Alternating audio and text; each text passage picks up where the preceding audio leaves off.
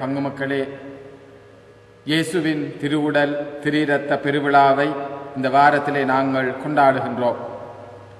நற்கருணையிலிருந்து ஆன்மாவுக்கு சக்தியும், இயேசுவின் திரு இரத்தத்திலிருந்து ஆன்மாவுக்கான தூய்மையையும் நாங்கள் பெற்றுக்கொள்ளுகின்றோம். நமது ஆன்ம வாழ்வு பெற, பாவங்களிலிருந்து கழுவப்பெற இயேசுவின் திரு இரத்தம் எமக்கு அவசியமாகின்றது. சிலுவையில் சிந்தப்பட்ட இயேசுவின் திரு இரத்தம் நம்மிடமிருந்து அனைத்து பாவங்களையும் நீக்குவது மட்டுமில்லாமல் அழிவிலிருந்து நம்மை காக்க வல்லதாகவும் இருக்கின்றது. எகிப்தில் எந்தெந்த வீடுகளிலெல்லாம் இரத்தம் பூசப்பட்டிருந்ததோ அந்தந்த வீடுகளிலெல்லாம் அழிப்பவன் உள்ளே புகவில்லை. ஆட்டின் இரத்தம் யாவே தாம் தேர்ந்து கொண்ட மக்களுடன் செய்த உடன்படிக்கையினுடைய முத்திரையாக விளங்குகின்றது. எபிரேய மக்கள் முன்னர் எகிப்து நாட்டுக்கு வரும் முன்பே தங்கள் கால்நடைகளை மேய்த்து கொண்டிருந்த பொழுது ஒவ்வொரு ஆண்டும் எல்லா இடையர்களுக்கும் பொதுவான ஒரு விழாவை கொண்டாடி வந்தனர். இளவேனிற் காலத்தில் முழுநில அன்று அவர்கள் ஓர் ஆட்டை பலியாக கொல்லுவார்கள்.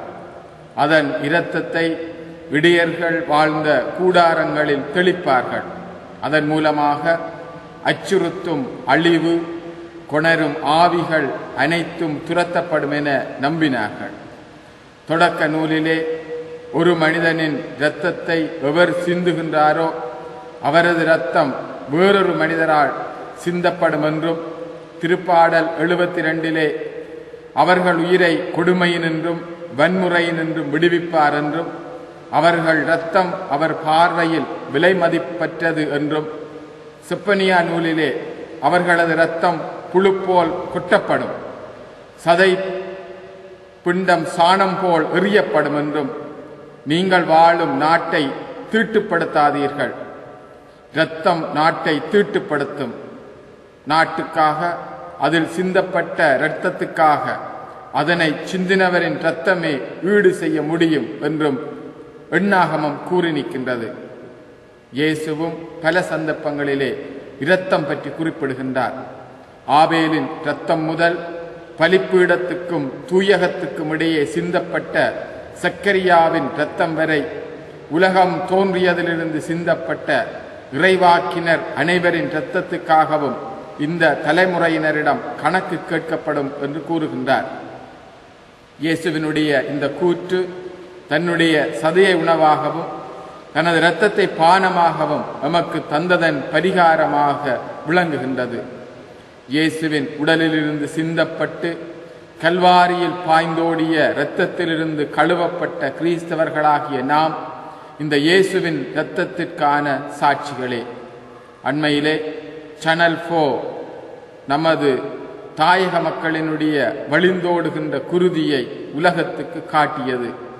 மனுக்குலத்தினுடைய முதற் கொலையாகிய ஆபேலின் கொலையில் பாய்ந்தோடிய குருதி இயேசுவின் கல்வாரி மலை வரை வந்து எமது தாயகத்தின் பல இடங்களிலே சிந்தப்படுகின்ற ஒவ்வொரு இரத்த துளிகளுக்காகவும் இந்த தலைமுறையினரிடம், அதாவது எம்மிடமே கணக்கு கேட்கப்படும்.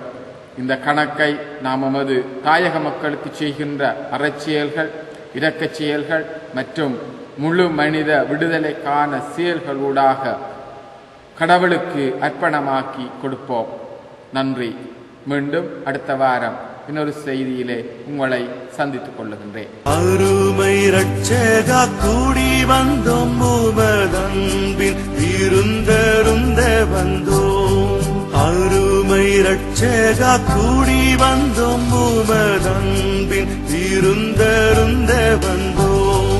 அறிவு கெட்டாத ஆச்சரியமான அன்பை நீனைக்க, அறிவு கெட்டாத ஆச்சரியமான அன்பை நீனைக்க, அருமை ரட்சகா கூடி வந்தோம், உமதன்பின் விருந்தருந்த வந்தோம்.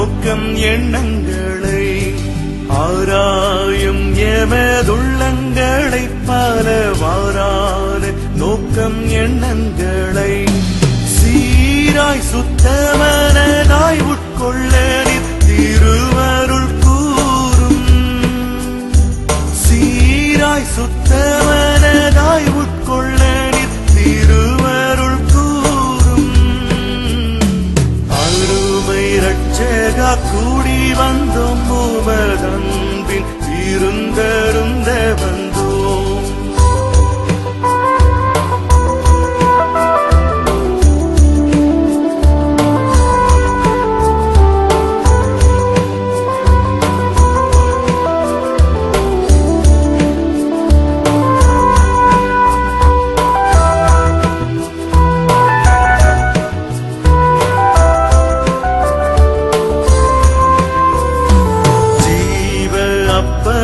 பானமும் நீர் எங்கள் தேவையாவும் திருப்தி செய்வீர் ஜீவ அப்பமும் பானமும் நீர் எங்கள் தேவையாவும் திருப்தி செய்வீர் கோவே மாபய பக்தியாய் விருந்து கொண்டாட இப்போ கோவே மாபய பக்தியாய் விருந்து கொண்டாட அருமை ரட்சகா கூடி வந்தோம் உமதன்பின் விருந்தருந்த வந்தோம்